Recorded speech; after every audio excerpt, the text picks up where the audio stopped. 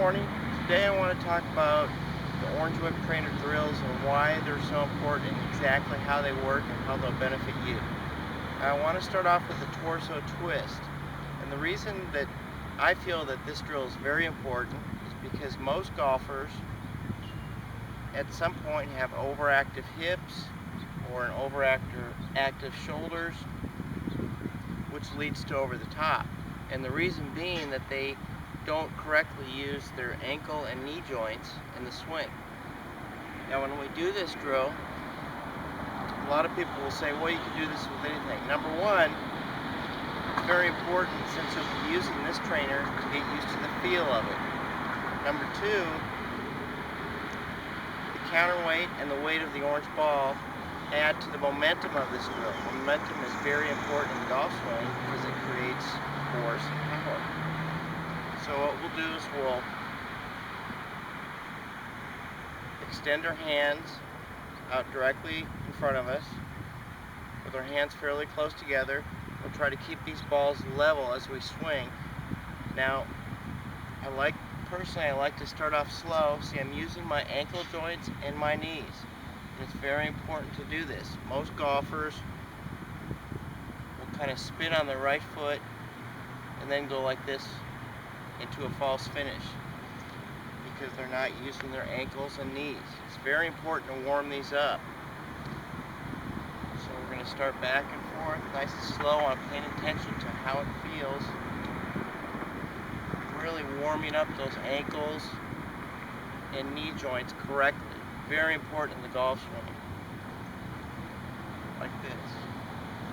And as you get used to it, as you understand what you're doing, then you can increase the speed and go as fast as you're able to go. Now what this is doing, it's allowing me to warm up my ankle and knee joints along with the entire body. So I'm using the entire body together in this motion. Now you don't need an orange peel to do these drills, but it certainly helps because it gives you a reference point of a force to work to and from. You know, I can feel the sphere in my feet, and it's actually allowing me to strengthen those joints even more. Back and forth like this.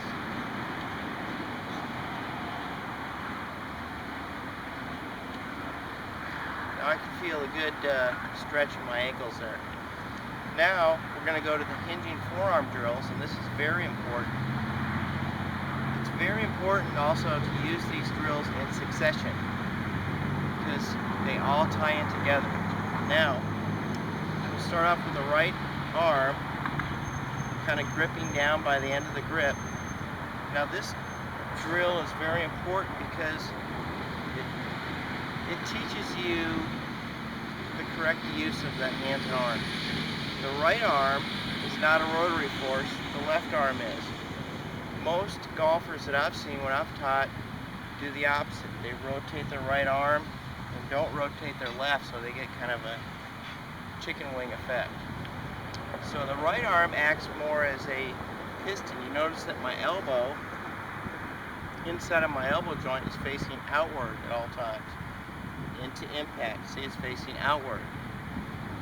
If I were to rotate it right away, that's going to get me over the top, or what people would refer to as a flip. A flip is not using the hands incorrectly. It's always good to release your hands, but if you do it along with using the arm incorrectly, then it's bad. So I'm going to go ahead and release with my elbow, inside of my elbow joint facing out, and then rotate up. So it works as more of a piston-like action into the ball, and then slightly rotates up. Now what I do when I do this drill is I use this counterweight to go real simply at the target. From here, add the target, and then release. At the target. Now if I were to rotate my arm, it's going to go in too quickly. So at the target and release. At the target and release. This is teaching me the correct use of this arm and hand, which is very important. Now we'll get to the left arm and hand. I'm going to grip it down at the end of the grip like I did before. This is your rotational arm. This has to rotate. So it rotates back, rotates through. Rotates back, rotates through. Then I do the same thing with this counterweight. I go at the target, and it rotates through and up. At the target, up. At the target, through and up. Just like this. Now you notice that I'm using my ankle joints and knee joints like I learned in the previous drill, the torso twist. So I'm using them all together. Getting the motion, the correct arm swing, the correct lower body movements, all together. Okay? At the target, release. Once again, the inside of my elbow is pointing out. I haven't rotated. The left arm is a rotational force in the golf swing. Just like this. Now, once I've had those 2 steps, or 3 steps, I'm going to put it all together in a full swing drill. I'm going to start off slow, back and forth. See, I'm feeling my ankles and knees work. I'm using my hands and arms correctly. I'm using the right arm correctly, so I'm right here at impact. My left arm is rotating. Okay, so my right arm's like a piston, and my left arm is rotating.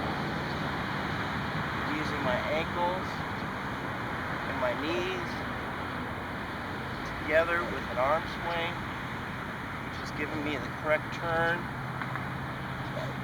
Everything's working together. Very important.